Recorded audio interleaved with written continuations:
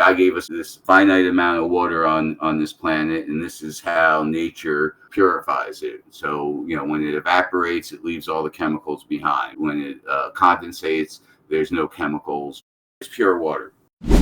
Hello there and welcome back to the My Future Business Show. It's wonderful to be back with you. It's always great to be the host of this show. I get to spend some time with some incredibly talented individuals, and today is no different. On today's show, I have the pleasure of welcoming founder and COO of Altitude Water, Mr. Jeff Szur. Welcome to the show, Jeff. Rick, thank you so much for having me, and I love what you do with the show.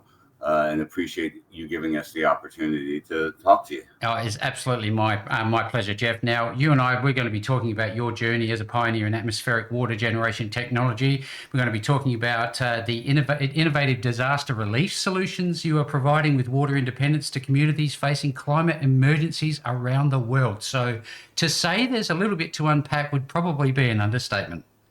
Well, I'm looking forward to it. It sounds like a plan. Those are the core things of what Altitude is doing. So. All right. Well, let's jump right in. Where are you calling in from today? I'm calling in from Fort Lauderdale, Florida. We have our factory where we manufacture our made in USA products right in Lauderdale Lakes. Fantastic. Is that home for you? Do you travel around? Tell us a little bit about that side of things. I do travel around a bit. We've had some big projects like in Cameroon, Africa. I've gone there, had a trip down to Colombia and then Costa Rica. And then I spent almost 2 months in Maui after the wildfires when we were building disaster relief trailers down there. So it's a little bit of both. I get into the factory and get a lot of business done, and then get to travel out to the different places to make sure everything's being implemented correctly. See, the thing is about somebody like you, you're so busy. Do you get any downtime? And if you do, what do you like to do with yourself? I do. I think that's required in order to be efficient. You got to learn to take some time, both spiritually and physically, in other areas. I'm very active in my church. Actually, one of the places that I visited in Colombia was one of our church plants who's actually using our water machines. And on Saturdays, I go to 2 nursing homes and with a team of volunteers and bring church and do stuff with the elderly there. One's assisted living, and then the other one's more nursing home, full need. So do that keeps me grounded and it keeps me spiritually focused on what's important. That is absolutely vitally important. Now, giving back, how much fulfillment does that give you? Well, that's what it's all about, right? The business aspect of it is very hard, right? The world is very hard. I think we're seeing that in what's happening today. But as long as you stay spiritually grounded, as long as you are always searching for what your purpose is, why you were created, and doing that with your father, that helps you through all the difficult times, and enjoying seeing a little kid whose brother died of a water-related disease, being able to have fresh water and have them hug you, that's pretty powerful. We're having someone at the nursing home whose family doesn't come visit them, give you a hug and tell you how much they appreciate it. I mean, honestly, those feelings are better than closing a huge sale or a huge deal. Those are the things that drive you to do the other things. So in my case anyway, and I believe in a lot of people's cases and a lot of people on our team as well. This is why I was very excited to have you on the show today, because I know full well that how grounded you and your team are. But let me ask, let's go back, because there must have been a genesis for you to join the church and all those types of things. So I always like to go back a little bit and ask about your childhood. Where did you grow up? What was it like for you? I grew up in central New Jersey, a small little town called Milltown. The little statement of it is 1 square mile of happiness, and yes, it should be West Brunswick, but it's Milltown because it had a mill in it. So New Brunswick, North Brunswick, East Brunswick, and South Brunswick. No West Brunswick. It was Milltown, and typical great small town. The 4th of July parade. I grew up first going to Catholic school and then moved to private school. I mean, to a public school. Mm-hmm. And then I went to a private high school called the Petty School in Hightstown. Athletic, played football, wrestled. Have an older brother and a younger brother that's in the Space Force that just got transferred back to the United States Oh, after about 12 years in Europe and England and many other places. So good to incredible. have you back. Yeah, great feedback. Thank you so very much. I remember the only rule that I had when I was growing up is you had to be home by the time the streetlights came on. Is that That's what? that's it, right? You could take your bike out and you just be home when the streetlights are out Yes, on. sir. Absolutely. We used to be able to drink water out of a hose back Oh, then. I mean, imagine that. all those good stuff, But, hey, play lawn darts. Yeah. Who would ever think that, a family game was throwing darts at each other and trying to get in a hula hoop? I remember the only problem that we had drinking out of the hose is that it was super hot because of the sun, but that's another story altogether. So, so tell me, when you were growing up, everybody or most people have somebody who's in their life that's kind of inspirational to the person they've become today. Did you have anybody like that in your life? Oh, of course. I mean, that's when your foundation is formed, right? And Yeah. and the people who have the effect. I mean, obviously, my father had a great effect with me and taught me a lot of foundational things. We've done business together. I worked with him from the time I was my girlfriend's father in high school used to say that I would get out of the dishes by talking business with dad and make my brother do the dishes because I'd start talking business with dad. So, so he had a very big influence on me as every father should, right? In regards to outside of my father, I have a cousin Michael who was sort of different than everyone. We were very much business oriented. He was more spiritually and more from the hippie generation, but he always gave me some foundational truths. And then my Uncle Lou, who used to give me boats, was a boater and just a great heart. And so I'd have to say in the childhood, those three were probably the most influential. And looking back now, like I didn't think so in the beginning with Michael, but as older as I got and seeing the wisdom and the different stuff he had said, and so yeah, hindsight's 20/20, isn't it? It is absolutely. If we know now, back then we'd be dangerous, right? Oh, look, it's kind of like having that almanac out of Back to the Future, but there you go. But tell us, in all of this, I know that you must be busy. Do you get up early? What's a daily routine look like? Oh yeah, so usually it's up at 5:30. I live 3 blocks from the ocean, so I usually take my dog Max, who we've been slowing down on it because he's 17 and it's taken me an hour to get him down to the beach 3 blocks. So sometimes I put him on the bike now, and it's only been recent. So go down, spend my time, read my scripture, come back, make my drinks and prepare for the day. And then basically go into the factory and start the process with my team, with my incredible team. Well, that's a great segue into the altitude business. Tell us, where was the genesis for all of this? How did this all come about, this wonderful venture? So the incredible thing, my core people have been with me over 15, 16 years.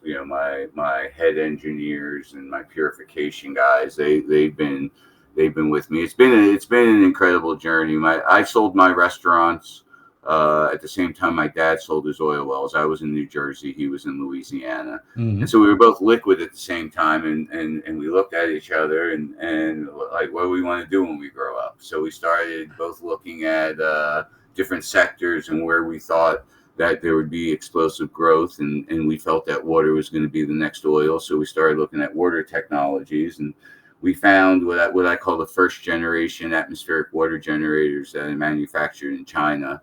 using reverse osmosis and UV lights to keep the water pure. Because atmospheric water generators, they all create pure water. It's just a natural cycle, right? God gave us this finite amount of water on this planet, and this is how nature purifies it. So when it evaporates, it leaves all the chemicals behind. When it condensates, there's no chemicals or bacteria. Impurities. Yeah, it's pure. It's pure water.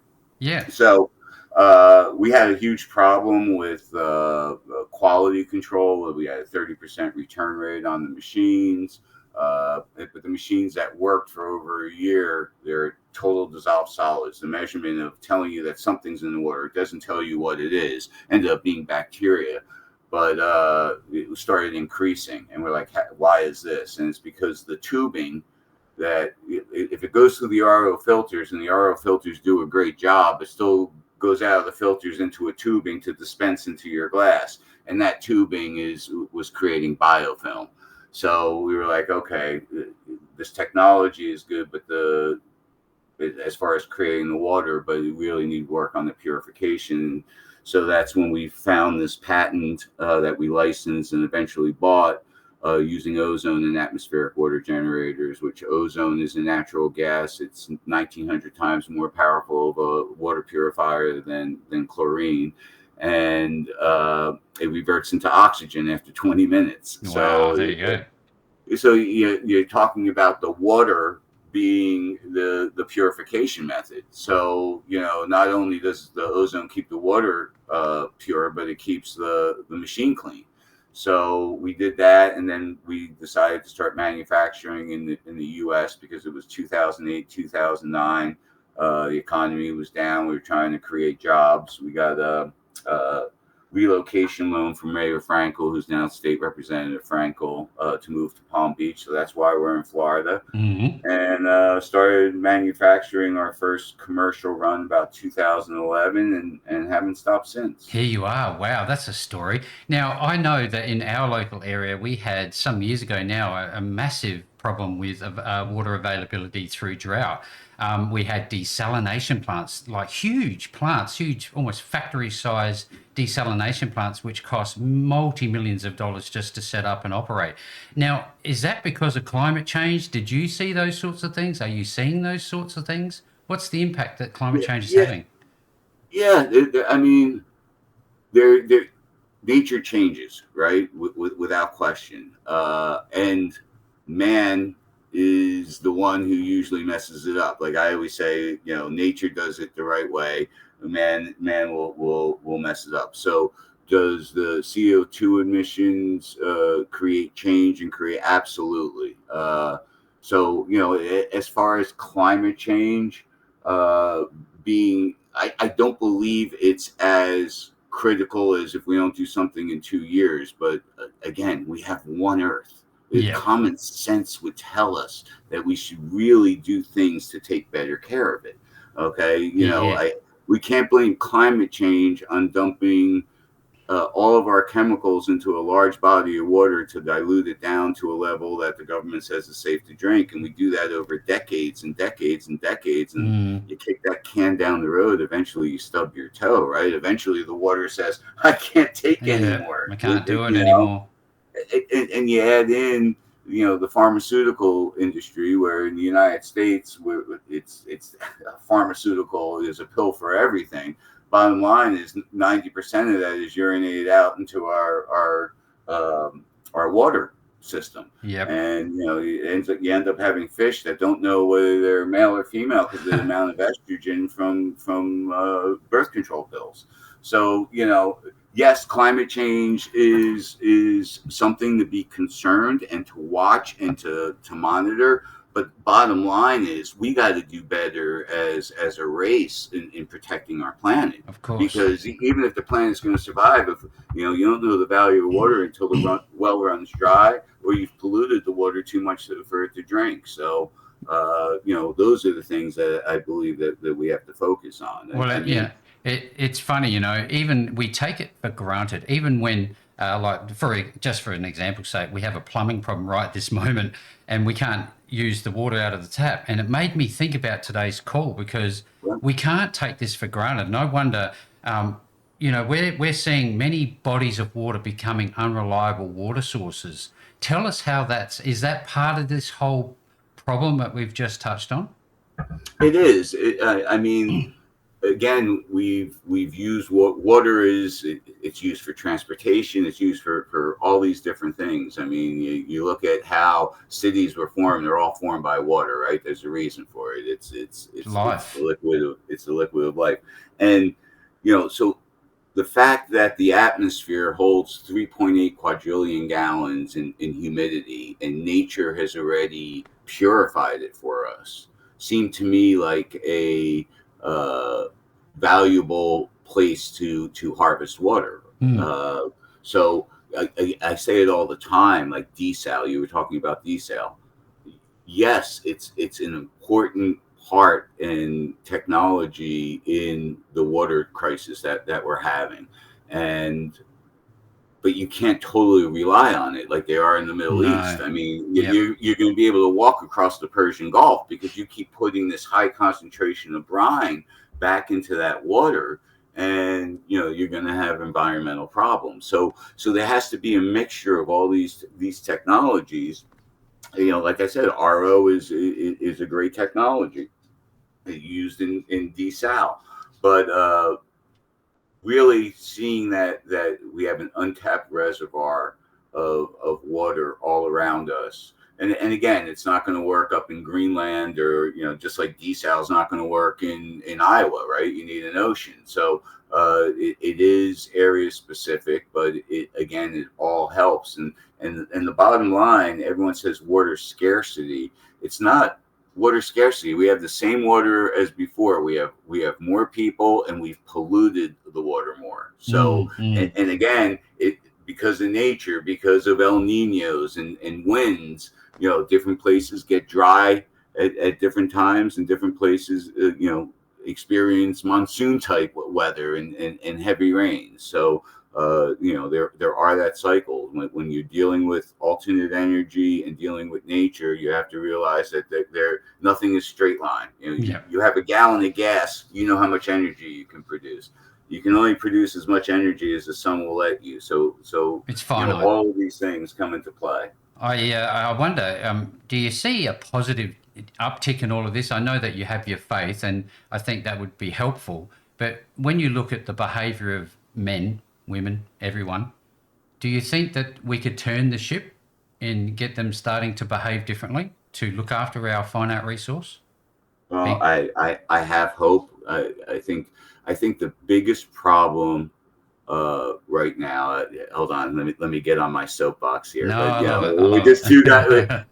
But I think the biggest problem is no one is allowed to ask questions anymore, and no one has a conversation looking to find the truth. Both sides are always trying to tell everyone that they know the truth, and throughout all of this, if you ask questions, and questions is what science is based on, isn't it? Yeah, critical You thinking. put hypotheses out there, you test them, and you don't know for maybe 3-4 years if these hypotheses, but you keep asking questions, right? Hmm, hmm. Eh, Now you ask questions, and right away it's an attack, and I think this the social media and the entitlement of that has fed into it, and I think we all, I think Amy Grant in her interview with Oprah Winfrey said it the best, and it stayed with me. And I actually talked to her about it. She said, "If you knew what the other person was going through, you would be a lot nicer to that person."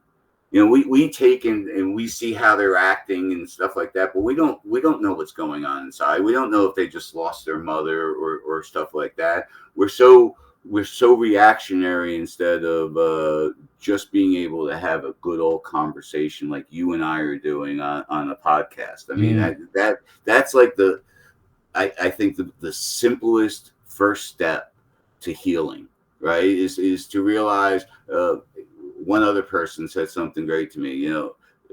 There are many ways to seven. 1 plus 6, 2 plus 5, 4 plus 3, Mm-hmm. and none of those are wrong. They're just different ways, right? So, at times we can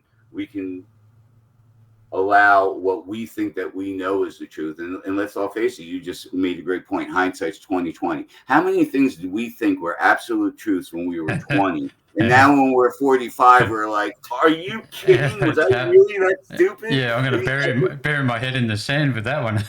Right. And we've all gone through it, but we all try and act like we haven't. We all try and act like we don't have battles or we don't have things and we know what's right. And I think people need to be a little more vulnerable.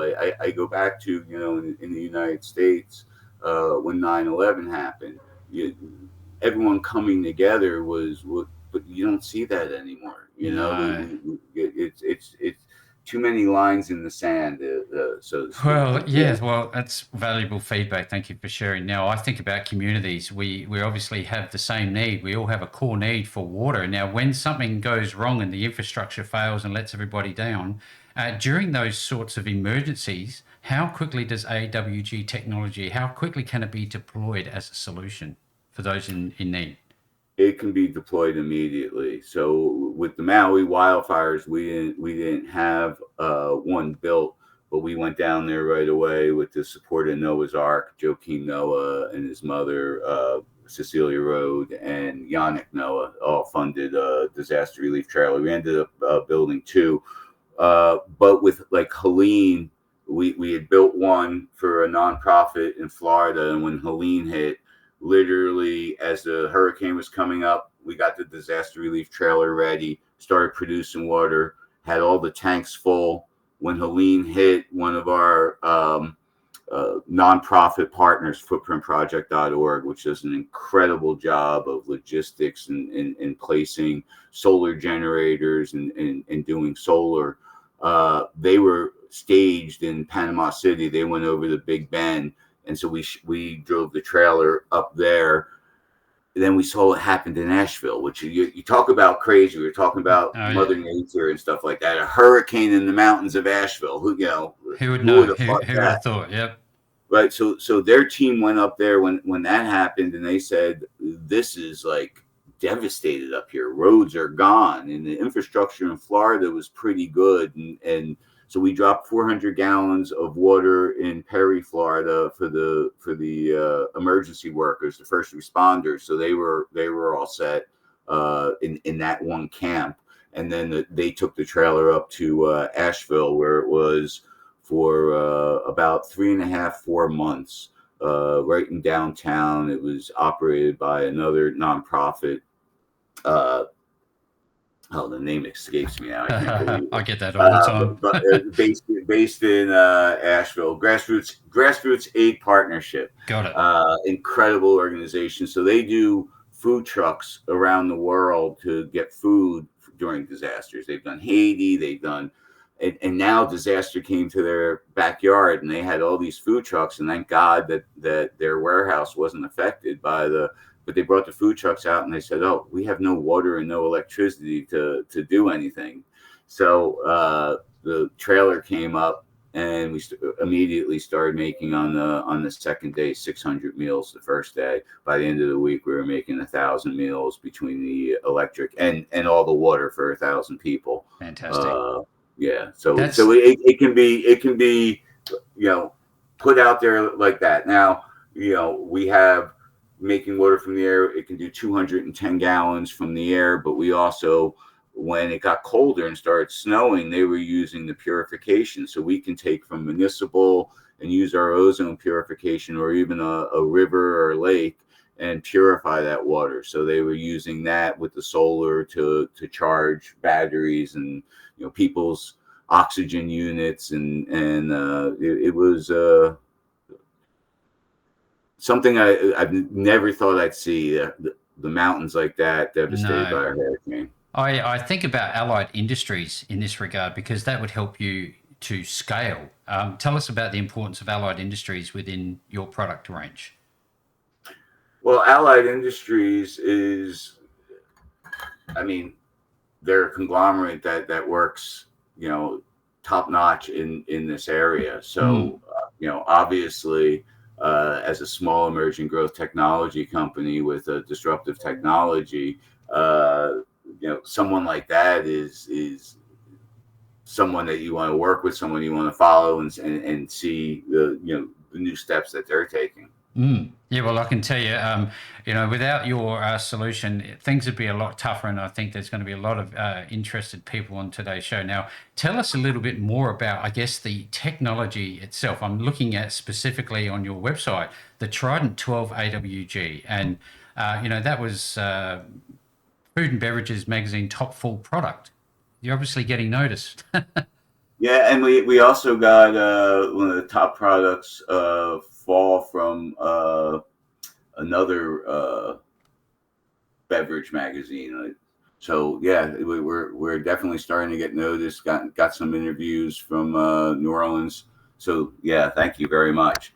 So you're looking at residential units to military grade machines. How do you determine the right AWG solution for, I guess, the different environments and applications? Is that just on the fly? How's that work?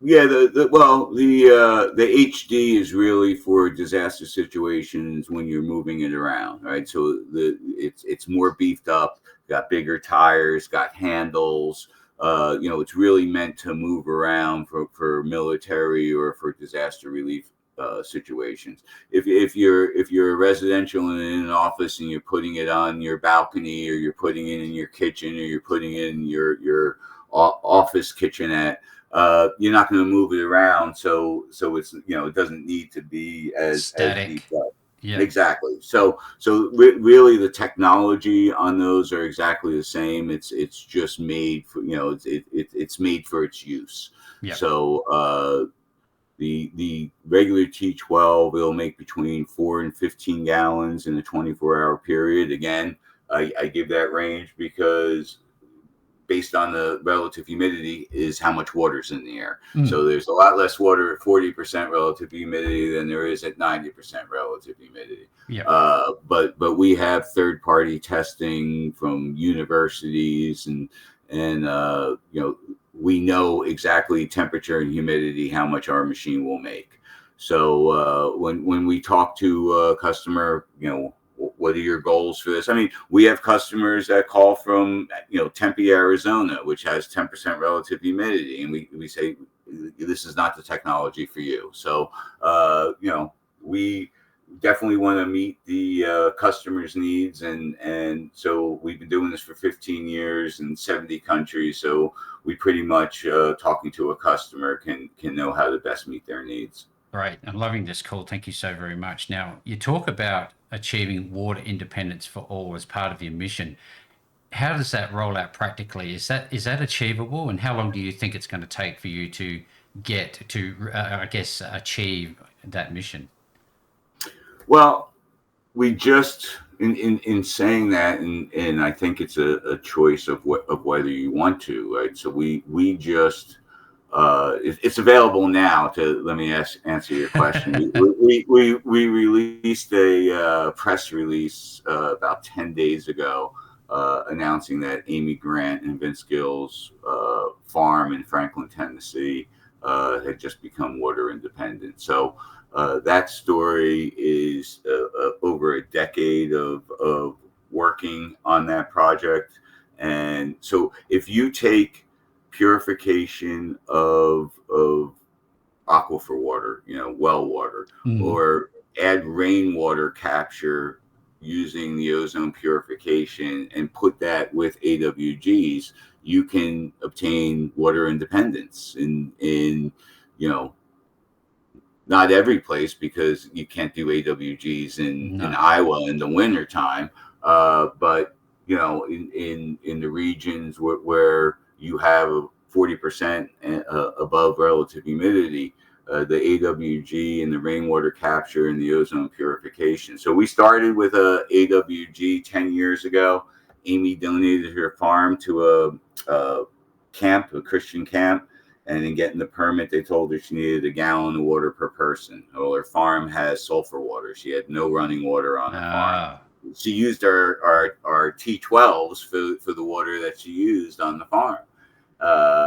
And then we had a T100 that another customer had bought two and then decided to only take one, and we shipped that. Then we started building a water hub. Then we started seeing, different innovations that we could make the machines more effective and efficient, lower temperatures. In Florida, we can't get down to 50, 60 degrees to test our new technologies. Amy let us use the hub as a R&D facility in Tennessee. We could go there anytime to run a test on the hub. And then we started doing the ozone purification because we saw the need, if we were going to get into disaster, that if things get cold, if cold snaps happen and the water in the atmosphere goes down, we had to have other options. So we really worked with our ozone purification. We were able to take all the sulfur out and all the chemicals, everything out of the water. So we can now purify that and then also capture rainwater. So you have rainwater and well water for showering, doing dishes, agriculture, and then you have the AWGs for the purest drinking water. So over a decade of partnership and of having one mind, one accord to look at how we could best help people, and the great heart of Amy and Vince and her whole team, the farm manager who would leave his house because we were coming in to do testing or take deliveries of parts that we were shipping out there to do work. Dan, no problem. I'll go down and get it. So teamwork.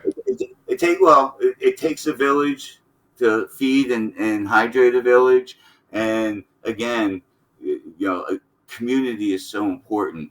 We can never lose our sense of community, right? Because people that live around us, and that's our quality of life. So I think that's one of the biggest things is people trying to steal community and family, because it takes away hope once that happens. Absolutely. Great feedback. Now, I know that you've been spinning in some pretty significant circles. You've spoken at international trade shows and the UN Climate Week. Important people are taking notice. What was it like to speak at the Climate Week? It was an honor. To go into the Forbes building, right, in downtown New York for a black tie gala, to be honored for the work in Africa that we did.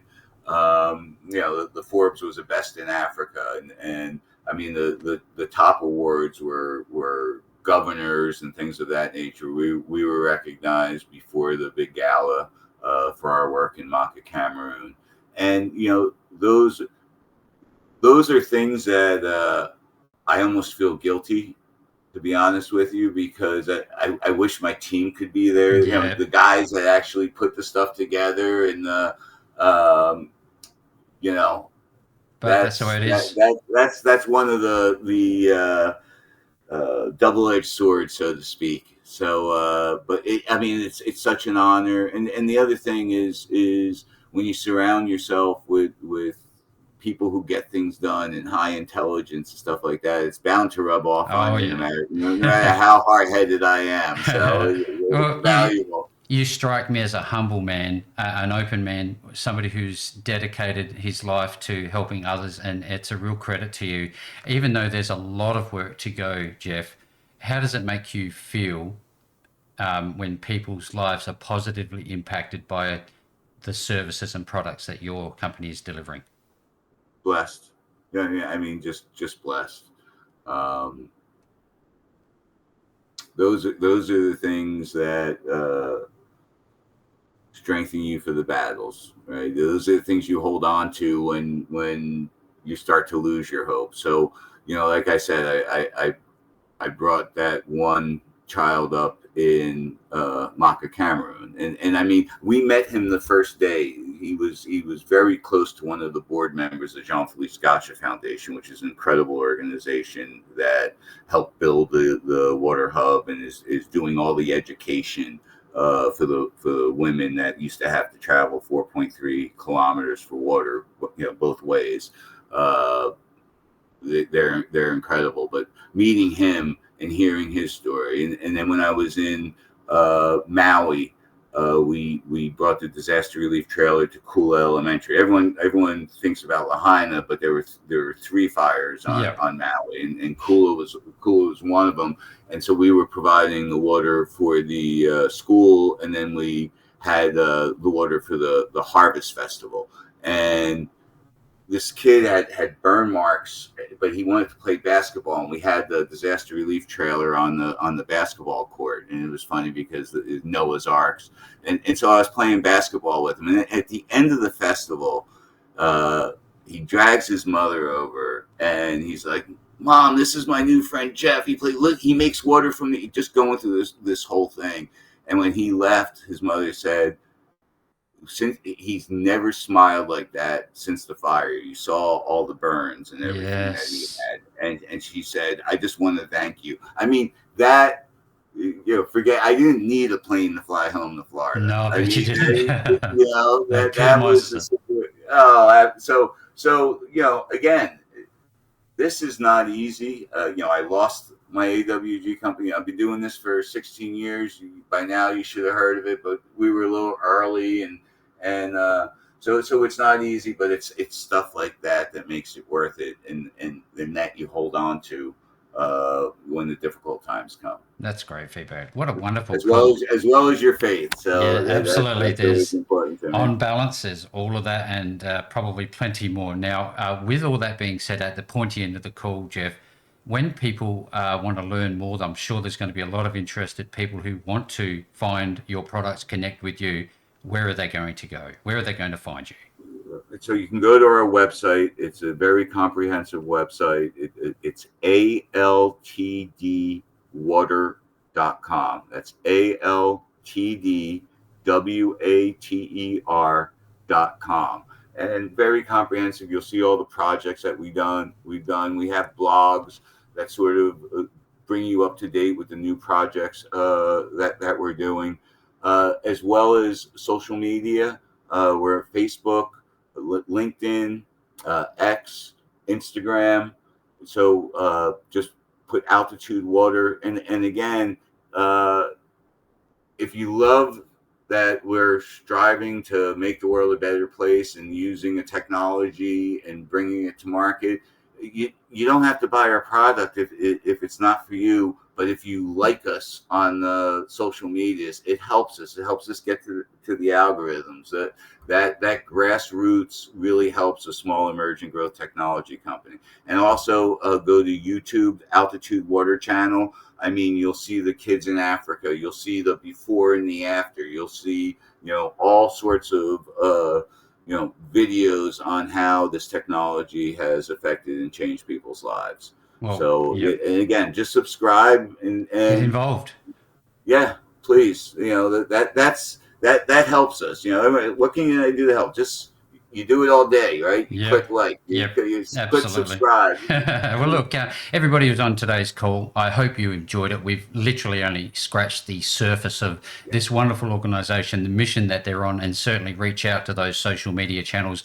No matter where you see this call, you're going to find a link to the relevant website details, social media, and so forth. So make sure you do that. And with all that being said, Jeff, thank you so very much for joining me on the My Future Business show today.